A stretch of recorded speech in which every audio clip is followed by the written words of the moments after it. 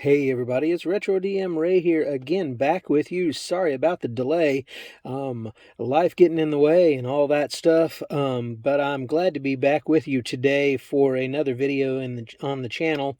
Today we are going to be continuing our conversation of the role-playing game Primer and Old School Playbook by Chris Gonnerman. And we are in a rather unique section today, so this video may be just a little bit longer than some of the other ones in the past have been, but this is something that I've really been looking forward to talking about and sharing a little bit about with you on the channel. This starts on page 21 of Chris's book, and the idea that we're talking about today in this particular section is mapping. Now, the mapping part of this book is rather small, but the subject of mapping in old school gaming is a lot more complex, or can be, depending on how you used to play or how you still play today, and what you do in your particular games. So first, let me get this out of the way right immediately. If you like this channel, if you like this content, please please subscribe. That sure helps the channel out and helps us to continue to grow. Hit that bell icon so that you're notified when we upload new content here on the channel. Please make sure and check the descriptions of the channel itself, the about information, so you'll know how to find me, get in touch with me, follow me. You can buy me a coffee. You can go to DriveThruRPG and get anything you want as you would normally do. But if you follow my affiliate link, that gives me just a few cents towards purchasing some other stuff to cover on the channel for you, to present to you on the channel, to talk about with you on the channel. And then I just really appreciate that. And I also want to give a shout out. We have passed 250 subscribers on the channel, and that is just really astounding to me, really amazing to me. And I just want to say that I'm incredibly grateful for all of you who have subscribed, all of you who have commented over this period of time. And I just thank you guys so much. This is an activity of love for me, because I love the game of Dungeons and Dragons and some other tabletop role-playing games, and I love to talk about these things. I just think it's really cool technology that we can communicate with each other, discuss these things over distances, all the way down as far as Central and South America, and over across the pond to England, and even over into Europe. So just thank you so much to all of you for subbing, and continuing to follow, continuing to like, and continuing to share this content with those that are you're connected to, are around you in your gaming life, in your gaming community. Again, as always, all of this content is always going to be G-rated. It's always going to be apolitical, and cultural as far as that is concerned. We're just going to be focusing on the matters directly at hand. We're not going to get into that other mess of stuff. And so I really appreciate y'all. So thank you very much. All right, so let's get started today in talking about mapping, again on the bottom of page 21. Chris says, remember back in the previous section when Mike decided to draw a map of the dungeon. You should pretty much always do this. Mapping can be quite a chore, though. So let me show you the method we've used in our group for years. First of all, the GM should tell the player who is mapping what the scale of the map should be in. This isn't revealing any secrets to the player, it's just making the game easier to enjoy. Most classic dungeon interiors are drawn at 1 square equals 5 or 10 feet. Now, for example, I would introduce the dungeon this way. The map is in 10-foot squares, and it'll be easiest if you start in the middle of the nearest side of the paper. The stairs are 10 feet wide and run down to the north 20 feet. Then the corridors run 20. Branch left 10 feet to a door. Run 10 feet to a door. It sounds a little odd, but it's a very efficient way to describe a dungeon. And then on page 22, he has a picture of, he says, here's what the players would draw. The player has just assumed north is at the top of the map, which is fine. The stairs run 20 feet. Then the corridor runs another 20 feet. The next instruction is branch left, which means that the corridor continues onward past the branch. Alternatives would be crossroads. The corridor goes 4 ways, turns, or T's, which means it goes left and right but not onwards. Branch, turn, T, and crossroads always take a space of their own, just as shown. Excuse me. My sinuses this morning. I apologize. The rest of the instructions finish out the map as shown. The players decide to try the door to the left, and after they get it open, I say, the room is 30 feet deep and 20 feet wide and extends left. And then at the bottom of page 22, he shows you a picture, and he says, here's the result. Extends left tells the player how to lay the room out on the map. So how about a more complicated room? When the players open the other door, I say this. Start from the left side of the door and follow the wall. Run 10 feet, turn right, run 20 feet, turn right, run 10 feet, half turn left, diagonal 1 square, half turn right, run 10 feet, turn right, run 30 feet, and square it off. Wow, that sounds complicated, but if you follow along step by step, you get the room that he pictures at the top of page 23. Mapping can be a chore, but if you do it my way or spend some time working out your own system, it doesn't have to be so bad. Good maps make for good adventures. Now let me stop there. If you went back through that description that I just read a moment ago, and you can draw that room, and you can take a picture of that and post that on the comments or email that to me, that'd be awesome. I'd like to see if anybody could actually do that just from me reading that and not actually reading and following along in the book. So let me know in the comments if you actually tried that. That'd be cool. Now on page 23, he says, and this next section is called Step Up. For those reading this book who plan to just be players, well, you might think you're pretty much done with it. The next sections are aimed at teaching beginning game masters the art of running adventures and of creating them. But even if you think you'll spend all your time as a player, you might want to keep reading. Knowing how the game master runs the game will help you understand how to play it. It might even give you more respect for the amount of work it requires and the kind of skill it takes to be good at it. And who knows, someday you just might find yourself becoming a game master after all. So that ends that section there. In the next section, in part 3, he talks about running an adventure. And he goes through a small sample of the adventure here in the book itself, starting on page 24 and going forward. I may not decide to read that part, and the reason why is because there's a great deal of information there that requires for you to actually see the text in the book to kind of understand what it is he's saying. And I don't really have a setup that allows me to show that or allows me to make those different things appear on the videos. And honestly, I don't put in so much incredible work in my channel that causes me to be able to flip back and forth like a lot of these guys do. Rob's Game Group and Unscripted and Unchained, all those guys are great with the different flipping back and forth and having multiple screens open and stuff like that. I don't have the setup for that, and I don't have the time for that. So I may not read that section. I may just skip on to the section on game mastering that follows after that. Just to prep you in advance for that. But I do want to cover some things today concerning mapping. First of all, let me tell you about my own personal experiences. When I started back in BX and BECME and Rule Cyclopedia, first edition, advanced AD&D, followed by a really long run in second edition, advanced Dungeons and Dragons. But when I first started, there was no party mapper in the room when we played with my cousin as the dungeon master when I was in 1979. So the chore of the mapping fell to me, the new guy that showed up in the room. My cousin had his own elaborate maps behind his dungeon master screen, and his idea of mapping was to do exactly what Chris did, but he didn't even tell you the distances. He just said, you go down the hall and the room is a square. You've gone maybe 40, 50 feet down the hall. You come to that room, the room has a door on the opposite side of the wall, okay, for example.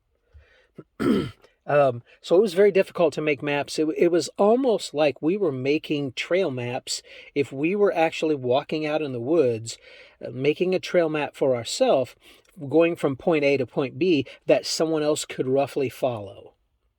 And for me, when I look back on those experiences and I bring that forward to today, that is something that is really, really cool to be able to do.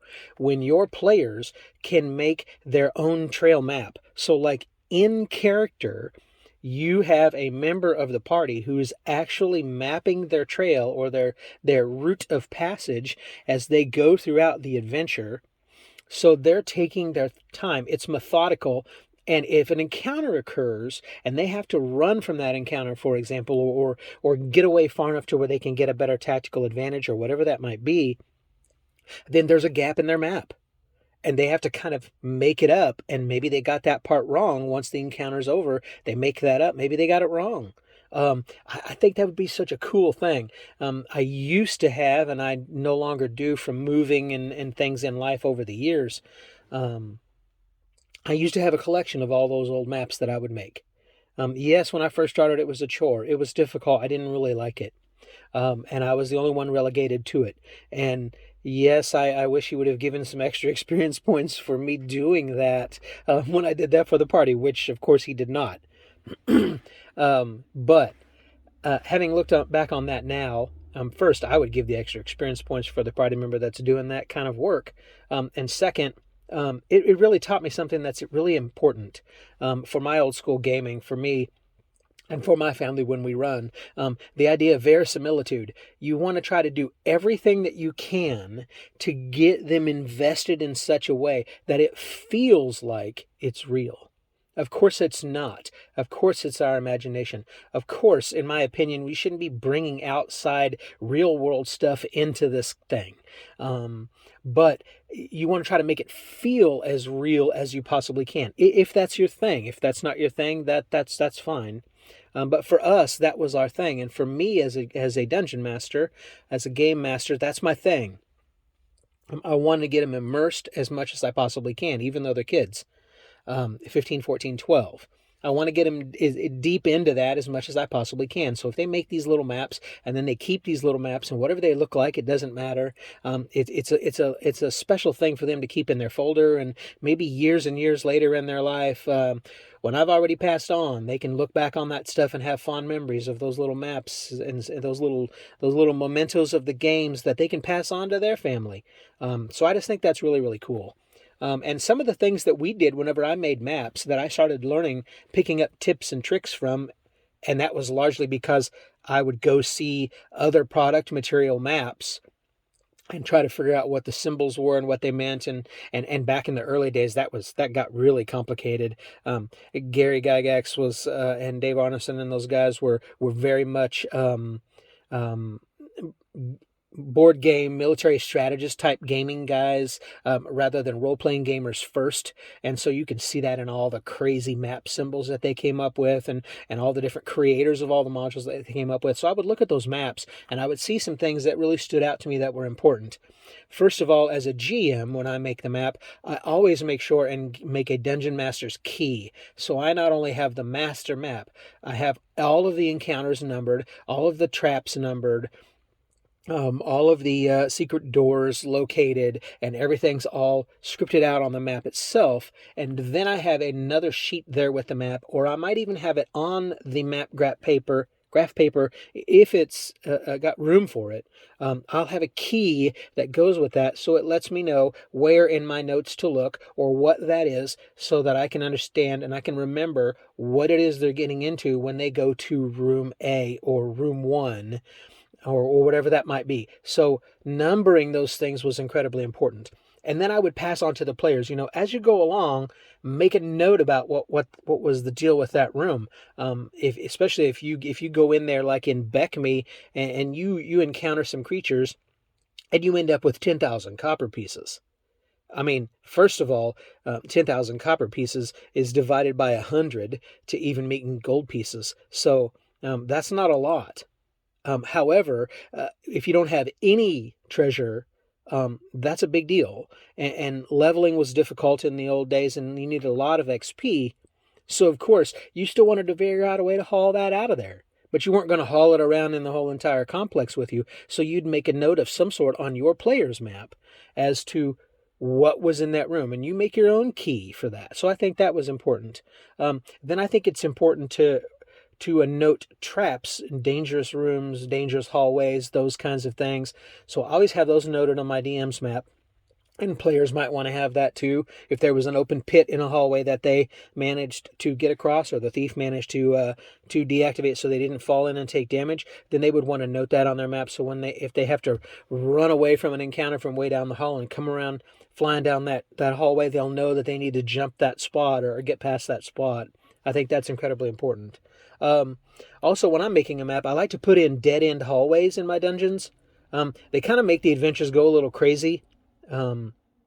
But because what players do, and what I would do as a player too, when you come to a dead end hallway that seems to be out of nowhere, of course, you want to search every square inch of the floor, the walls, and the ceiling, because you're looking for a secret door or a secret passageway of some kind, because why in the world would that dead end be there? So I like to put those in there sometimes just to keep the players on their toes so that they know, hey,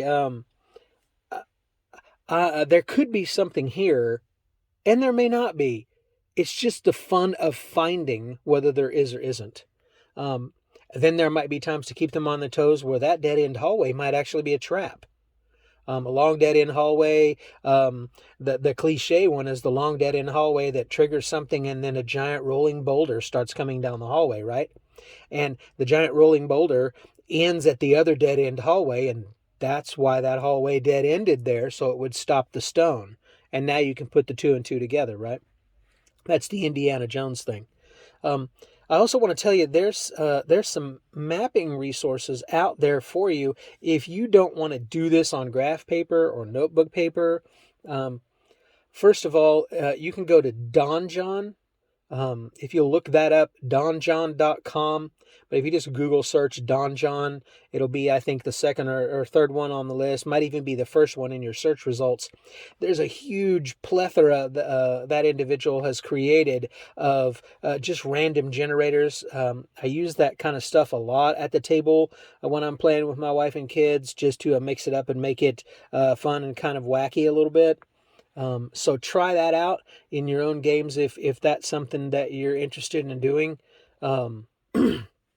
Now, I will also tell you, we use digital maps on a regular basis. Man, the beauty and the color and the depth and the richness of those maps that all those creative people make that are out there and available online, it's just crazy. It's just so cool.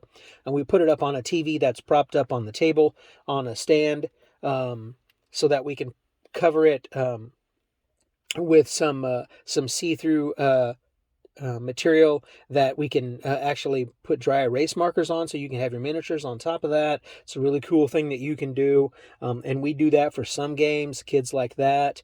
There's also even some living battle maps that are out there that you could use. We use those sometimes too.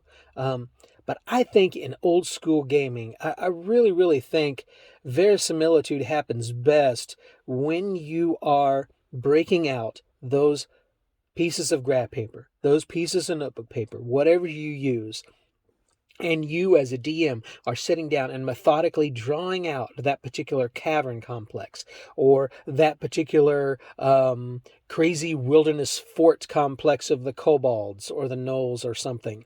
If you are mapping out that dungeon in the Underdark or something like that, and you're actually meticulously doing that, I think that's very valuable time spent. I think that helps you as a dungeon master to not just feel like you're so loaded down with just having to adjudicate and run and make rulings over rules all the time and run the monsters. You get to take some time away to be really creative and inventive and also a little bit diabolical, right? To create that stuff. I think that's fun for the dungeon master, at least it is for me. To put those things together and then to key those, and then to think about how will I convey that information that I have on my DM's map to my players so that they can make their own maps. And how will that enhance the gaming experience, especially for those old school games? There's all kinds of other resources that are out there. An easy example that I can think of too for old school gaming. Go online and Google all these different old modules from way back in the old school, even the old BECME modules and stuff, and try to find if someone's even just posted a map about those, or even just been talking about those in such a way as you can begin to create your map.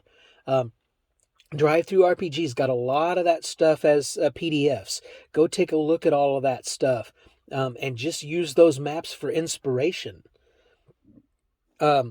5e, I don't play that anymore, but 5e has wonderful maps that they do. Take a look at some of those maps. Use that for inspiration to create your own maps. Sometimes for me, just sitting down and brainstorming a crazy map of an underground complex or a cavern complex, as I'm brainstorming that and as I'm creating those maps, it starts to give me ideas for what it is I'm actually going to run for my family in that adventure to begin with, especially when I'm running off the cuff stuff, or I'm running stuff that's tagging or connecting one particular other adventure to another particular other adventure in the campaign series, depending on how long that goes. And you can do that system agnostic. It doesn't really matter what your system is to do that. But ultimately, I think this idea of mapping is incredibly important. And I think the other point that Chris is trying to make is you want character involvement. The more your players have involvement and investment in what it is that we're doing together, then the more they're going to want to hang around and continue to do it. The more they're going to fall in love with old school gaming. The more they're going to see the value of that. And in my opinion, I think the value of that over some other systems and some other modern systems, and it changes the way that you're thinking in such a way as I think there's that value of that, that this mapping can bring. And the way you describe, as he did previously in the book, the value that brings to your immersion and to your old school game. I hope you found something interesting, fun, or worthy of discussion today in today's video. If you do, please like, please subscribe, please share. Please make some comment in the comment section. I'd love to respond back to you and do a little community conversation that way. Again, if you post anything gross or disgusting or filthy or anything like that, it's all G-rated, so I'm just going to delete those. Beyond those types of things, I'm gonna also delete comments that are politics or comments that are cultural or social junk that's going on and has been going on for years in our society. Those kinds of comments I'm going to delete. Everything else, I'm going to leave those kinds of things up there, okay? But any of that other stuff, I'm going to get rid of that because this is for just as much as for younger kids as it is for adults as far as these videos are concerned. So I'm going to keep it that way. But again, I appreciate all of you who've subbed lately. Thank you so much for getting us as high as we have. I just really, really appreciate that. And I thank you for tuning in today. I hope there's something that you found that was interesting. And I appreciate your time. And as I say at the end of all of my videos, may all your rolls be nat 20s. Take care, y'all. Bye-bye.